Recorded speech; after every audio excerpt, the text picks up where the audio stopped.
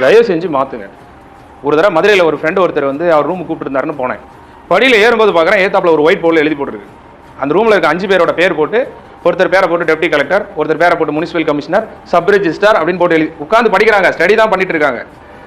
அப்படியே போல் அவங்க 5 பேர் பேரையும் எழுதி போட்டிருக்காங்க. இன்றைக்கி அந்த 5 பசங்களும் வேலையில் இருக்கிறாங்க. அவங்க 5 பசங்களும் அந்த எழுதி போட்ட வேலையில் இல்லாமல் இருக்கலாம். ஆனால் அவங்க எண்ணங்கள் உயர்வாக இருக்க போய் தான் அந்த வேலையே கிடைச்சிது. அதை நல்லா தயவு செஞ்சு புரிஞ்சுக்கோங்க. நீங்கள் ஏதோ ஒரு வேலை கிடைச்சா போதும்னு நினைக்கிறீங்க. அதே தவறு, அதே ஒரு அபத்தம். நீ சர்வீஸ் பண்ணணும்னு நினைக்கிறவங்க எதில் போனால் நல்லா சர்வீஸ் பண்ணலாம் நீ திங்க் பண்ணணும். அப்போ என்ன இன்னும் சர்வீஸ் பண்ணணும்னே இல்லைன்னு தானே அர்த்தம். இதை ஏற்றுக்கிறீங்களா? உண்மையா இல்லையா? முதல்ல உங்களுக்குன்னு ஒரு டார்கெட்டை ஃபிக்ஸ் பண்ணேன். இந்த இயரில் என்ன கால்ஃபேர் வந்தாலும், சார் அசிஸ்டன்ட் ஜெயிலர் வருது, நான் யூனிஃபார்ம் சர்வீஸ் போட்டு பார்க்கணும், வேலை பார்க்கணும்னு ஆசைப்படுறேன். அசிஸ்டன்ட் ஜெயிலர் தான் சார் என் இலக்கு, ஈவோ தான் சார் இலக்கு, எனக்கு கோயிலுக்கு போகணுன்றது என் ஆசை. இலக்கை ஃபிக்ஸ் பண்ணேன். குரூப் 2 கால்ஃபேர் வருதா, முனிசிபல் கமிஷனர் தான், சப் ரிஜிஸ்டார் தான், லோக்கல் ஃபண்ட் ஆடிட்டர் தான், அடுத்து நான் யூபிஎஸ்சி படிக்க போகிறேன், குரூப் 1 படிக்க போகிறேன், எனக்கு லோக்கல் ஃபண்ட் ஆடிட் தான் கரெக்டாக இருக்கும்னு நான் நினைக்கிறேன். ஃபிக்ஸ் பண்ணு முதல்ல. ஏதாவது கிடைச்சா போதும், ஏதாவது ஒரு வேலைன்னு நினைக்காது. எண்ணங்கள் உயர்வாக இருக்கிறதுல ஒன்றும் தப்பு இல்லையே. அதனால தான் வள்ளுவரே அழகாக சொன்னார், உள்ளுவதெல்லாம் உயர்வுள்ளல், மற்றது தள்ளினும் தள்ளாமை நீர்த்து. இந்த குறளுக்கான பொருளை பாருங்கள் எவ்வளோ அற்புதமானதுன்னு. நினைப்பவை எல்லாம் உயர்வாகவே இருக்கட்டும், எண்ணங்கள் உயர்வாகவே இருக்கட்டும். சார் அதுக்காண்டி முடவன் கொம்பு தேனுக்கு ஆசைப்படலாமா அப்படின்னு கூட ஒரு பழமொழி உண்டு. நானே ஆவரேஜ் ஸ்டூடெண்ட், நான் ஐஏஎஸ் ஆகணும், நான் குரூப் 1 ஆகணும்னு நினைக்கலாமா சார்? நானே ஃபேமிலியை ரன் பண்ணிட்டு என் பிள்ளை குட்டிகளை பார்த்துட்டு கஷ்டப்பட்டு இருக்கேன், நான் ஆகலாமா சார்? நான் ஏன் சார் குரூப் 1 நினைக்கணும்? அதான் வள்ளுவர் சொல்றாரு, எவ்வளவு நினைத்தாலும் சாதித்தாலும் படித்தாலும் போதாது, நினைப்புக்கு உயர்வான எண்ணங்களுக்கு எல்லையே கிடையாது. நீ உள்ளுவதெல்லாம் உயர்வுள்ளல், உன் நினைப்பெல்லாம் உயர்வாகவே இருக்கட்டும், அது கை கூடாமல் போனாலும் பரவாயில்ல, ஆனால் எண்ணம் கைவிடப்படாத தன்மை உடையது. அதான் மற்றது தள்ளினும் தள்ளாமை நிறுத்தினா எண்ணத்தை கைவிட்டக்கூடாதான். நீ நினைப்ப உயர்வான உன்னால ஆக முடியுதோ ஆக முடியலையோ, ஏன் எண்ணத்தை கைவிடக்கூடாதுன்னு அவர் சொல்றாருன்னா, அந்த எண்ணத்துக்கு ஏற்றவாறு உன் வாழ்க்கை அமையும். அவங்க யாரும் டிசி ஆகல, டெப்டி கலெக்டர் ஆகல, சப் ரிஜிஸ்டர் ஆகல, முனிசிபல் கமிஷனர் ஆகல, ஆனா அந்த எக்ஸாம் அவங்க கிளியர் பண்ணிட்டாங்க. அவங்களுக்குன்னு ஒரு டார்கெட் இருக்கும்போது 8 மீட்டர் தாண்டணும்னு நினைக்கும் போது 4 மீட்டர் அவன் நிச்சயமா தாண்டுவான். கடல்ல நீச்சல் அடிக்கணும், நீ உன் பயணத்தை தொடங்கு. உன்னால நிச்சயமா ஒரு வாய்க்கால தாண்ட முடியுமா, தாண்ட முடியாதா? நிச்சயமா முடியும். அதான் அப்துல் கலாம் ஐயா அழகா சொன்னார், நட்சத்திரங்களுக்கு குறிவையுங்கள். உங்களால் நட்சத்திரத்தை அடைய முடியாமல் போகலாம், ஆனால் ஒரு விளக்கு கம்பத்தின் உயரத்திற்காக சென்றிருப்பீர்கள். உண்மையா இல்லையா? உண்மையா இல்லையா? உண்மைதானே நான் சொல்றது? இதனாலதான் இதுதான் வள்ளுவர் அப்படியே சொல்றாரு, உள்ளுவதெல்லாம் உயர்வுள்ளல். நெஞ்சில பொருத்த வேண்டிய வாசகம். நான் குரூப் 4 தான் படிக்க போறேன்ற எனக்கு அசிங்கமா இருக்கு. எனக்கு எம்எஸ்சி பிஎட் நீ படிச்ச படிப்பு ஒரு 10ஆம் கிளாஸ் தரத்தில் ஒரு வேலையை வாங்கி தரும்னு உன்னால நம்ப முடியலாம். அப்ப நீ என்ன படிச்ச? தன்மான பிரச்சனை. இது தன்மான பிரச்சனை. பிஇ ஆப்டால் ஒரு 10th ஸ்டாண்டர்ட் எக்ஸாம் படிக்க போகுது. இப்போ என்ன இதுக்குன்னு தனியாக படிச்சுட்டு இருக்கிறோம். நாங்கள் வெறும் school book up to 10th level, 11th 12, அதிகபட்சம் 11th 12 அது சிலபஸ்ல உள்ளது படிக்க போகிறோம். இவ்வளோதான். ஒரு பொண்ணுக்கு வந்து 25 வயசுப்பா வச்சுக்கோ, 15 வயசு ஒரு 10 வருஷம் கம்மியான இல்லை, ஒரு 10 வருஷம் கம்மியான ஒரு பையன், 15 வயசு பையன் வாடா போடான்னு கூப்பிட்டா உனக்கு கோவம் வருமா வராதா? நான் கேட்குறேன். உனக்கு வந்து 25 வயசுமா அப்படி வச்சுக்கோ, உனக்கு வயசு எத்தனை? 22 ஏஜ் இந்த பொண்ணுக்கு. 12 வயசுல ஒரு பொண்ணு உன்னை வாடி போடின்னு கூப்பிட்டா உனக்கு கோவம் வருமா வராதா? சொல்லு, வருமா வராதா? வருமா வரும். அது போல தான் சொல்கிறேன். 10 வருஷத்துக்கு முன்னாடி பின்தங்கி இருக்கக்கூடிய ஒரு பொண்ணு இல்லை ஒரு பையன் உன்னை வாடா போடா வாடி போடின்னு கூப்பிட்டா உனக்கு கோவம் வருதா வரலையா? வருது. அதே 10 வருஷத்துக்கு முன்னாடி உள்ள மேக்ஸ் தானே படிக்கிறீங்க, சயின்ஸ் தானே படிக்கிறீங்க, சோசியல் தானே படிக்கிறீங்க. அது மண்டையில் ஏறலைன்னா அது உனக்கு ரோசமா இல்லையா?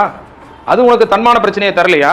வயசு உனக்கு தன்மானத்தை தர்ற மாதிரி அறிவு உனக்கு தன்மானத்தை தரணும்ல. ஆஃப்டர் ஒரு 10th ஸ்டாண்டர்ட் மேக்ஸ் இதை நான் படிக்க மாட்டேனா? இந்த சயின்ஸை என்னால் புரிஞ்சுக்க முடியாதா அப்படின்னு நீ நினைக்க மாட்டியா? ரோசனா எல்லாத்துக்கும் வரணும்ல.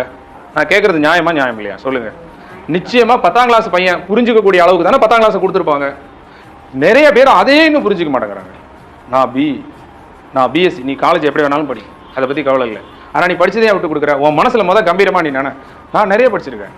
எப்படி வயசில் மட்டும் உனக்கு அந்த அறிவு வருது? எனக்கு வயசு 25, உனக்கு வயசு 12, உனக்கு வயசு 15, அவன் மரியாதைலாம் பேசினா எப்படி கோவம் வருது?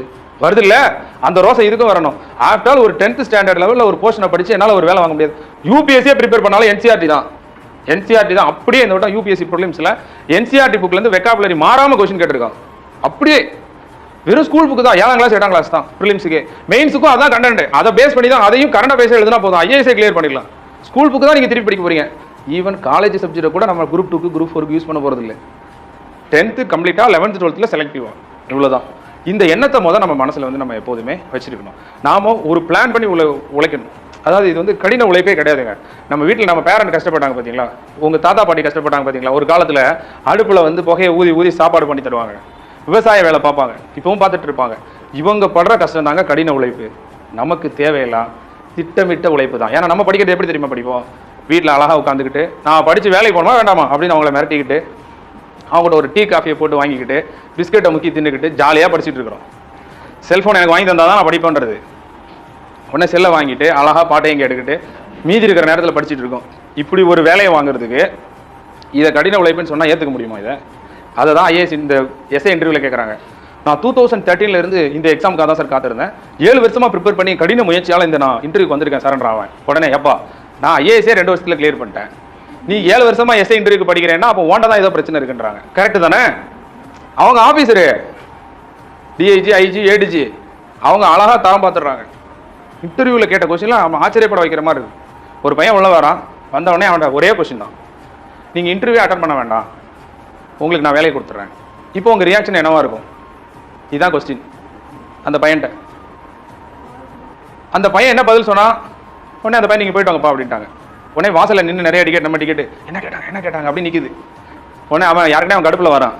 ஏன்னா இன்டர்வியூ அவன் ஒரே ஒரு கொஸ்டின் தான் கேட்குறாங்க. ஒரே ஒருத்தட்ட மட்டும் அப்புறம் வீட்டுக்கு வந்து சொல்கிறான், என்னப்பா அவனை கேட்டாங்க சார், என்கிட்ட இப்படி கேட்டாங்க சார், நீ என்ன சொன்ன? நான் ரொம்ப சந்தோஷப்படுவேன், வாங்கிட்டு உடனே போய் கோயிலுக்கு போய் சாமி கொடுவேன், சந்தோஷப்படுவேன் அப்படின்னு சொன்னேன். நீ போயிட்டு வாப்பான்ட்டாங்க. சார் நான் சொன்னது கரெக்டாக தப்பா சார் அப்படின்னு கேட்குறான். அவன் சொன்னது கரெக்டாக தப்பா? பிரசன்ஸ் ஆஃப் மைண்டில் நம்ம நல்லவனாக இருந்தால் தான் வரும். நாம் எல்லாருமே நல்லவங்க தான், எல்லா சூழ்நிலையிலையும் நல்லவங்க கிடையாது.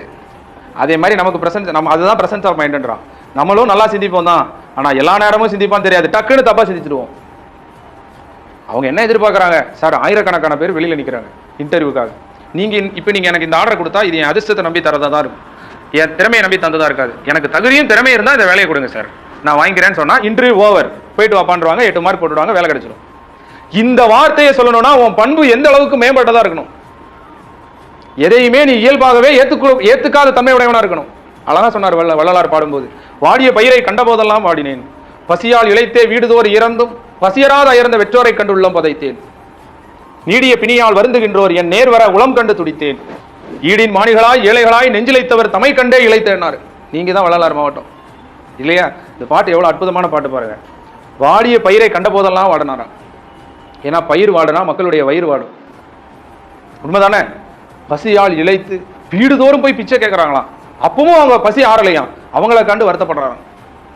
நீடிய பிணியால் நோய்வாய்ப்பட்டு அவர் நேர்வரை கண்டு அவரை கண்டு உள்ளம் கொதிக்கிறாராம், வருத்தப்படுறாராம். கடைசியில் ஒரு 2 லைன் சொல்றாரு பாருங்க, சான்ஸே இல்லை இந்த 2 லைன். ஈடின் மாணிகளாய் ஏழைகளாய் நெஞ்சிலைத்தவர் தமை கண்டே இழைத்தேன்கிறாரு. ஈடின் மாணிகளாய் ஏழைகளாய்னா பிறரிடம் இறந்து கேட்க வெட்கமுற்று இன்னொருத்தர்கிட்ட போய் நம்ம நின்று அவன்கிட்ட பிச்சை எடுத்து நம்ம சாப்பிட்டு பொழைக்கணும்னு அவசியம் இல்லை. அப்படிப்பட்ட பொழைப்பு நமக்கு வேண்டான்னு கடைசி வரைக்கும் வறுமையிலேயே வாடி அதனால் உயிர் போகக்கூடிய தருவாயில் இருக்கவரை கண்டு நான் உள்ளம் பதைக்கிறேன், அவங்களையும் சேர்த்துக்கிறாரு. மெட்ராஸ்ல வெள்ளம் வருது, மேல இருந்து பார்சல் தூக்கி சாப்பாடை போடுறாங்க, எல்லாம் ஓடி ஓடி போய் என்ன செய்யறான், அந்த சாப்பாடை பிறகுறான். ஒரு 4 பேர் ஒரு ஓரமா நிற்கிறான் பாத்தீங்களா? அவனுடைய பண்பு என்ன தெரியுமா? இப்படி போய் அடிச்சுட்டு போய் அந்த சாப்பாடை வாங்கி சாப்பிட்டுனா பொழைக்கணும்னு அவசியம் இல்லை.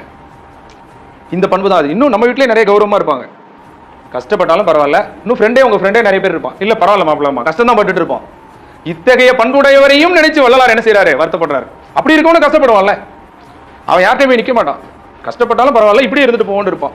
அவனுக்கும் நினைச்சு அவர் என்ன செய்யறாரு, வருத்தப்பட்டாரு. அதான் அந்த லாஸ்ட் 2 லைன். இதுலதான் அற்புதம். இப்படிப்பட்ட உயர்வான சிந்தனைகள் இருந்தாதான் அங்க இன்டர்வியூ ரூம்ல இப்படி கேட்ட உடனே இல்ல சார் எனக்கு இன்டர்வியூ பண்ணியே கொடுங்க சார், அதை வந்து மெருகு பிரமாதமா பேச தெரியாம இருக்கலாம், ஆனா எண்ணம் நல்ல எண்ணமா இருந்தா இல்ல சார் எனக்கு சந்தோஷமா தான் இருக்கும் சார் நீங்க கொடுத்தீங்கன்னா, பட் இருந்தாலும் நான் என் திறமையை நம்பி வந்திருக்கேன் சார், நீங்க கேள்வி கேட்டு என்னை டெஸ்ட் பண்ணிட்டு கொடுத்தீங்கன்னா இன்னும் சந்தோஷப்படுவேன் சார், ஏன்னா எல்லா நேரமும் என் அதிர்ஷ்டம் எனக்கு கூட வராது. எஸ்ஐ வேலைக்கு வந்ததுக்கு அப்புறம் நான் அதிர்ஷ்டத்தை பத்தி நம்பி இருக்க முடியுமா? எனக்கு திறமை வேண்டாமா? எனக்கு லீடர்ஷிப் ஸ்கில் வேண்டாமா? எனக்கு உயர்ந்தபட்ச ஒழுக்கம் வேண்டாமா? நான் ஹானஸ்டா இருக்க வேண்டாமா? எனக்கு ஒரு போல்ட்னஸ் வேண்டாமா? எனக்கு நிதானம் வேண்டாமா? இதெல்லாம் நீங்க டெஸ்ட் பண்ணி கொடுங்க சார், நான் வாங்கிக்கிறேன் அப்படின்னு ஒருத்தன் சொல்லணும்னா அவன் எப்படிப்பட்ட பண்பு மேம்பட்டவனா இருந்திருக்கணும். பிரசன்ஸ் ஆஃப் மைண்ட்ல சொல்லணும். அதை அங்க கேட்ட கேள்வி பூரா தான் அவனுடைய ஆன்சர்ல இருந்து அவன் ஆட்டிடியூட் எடுக்கிறாங்க, வேற எதுவுமே கிடையாது.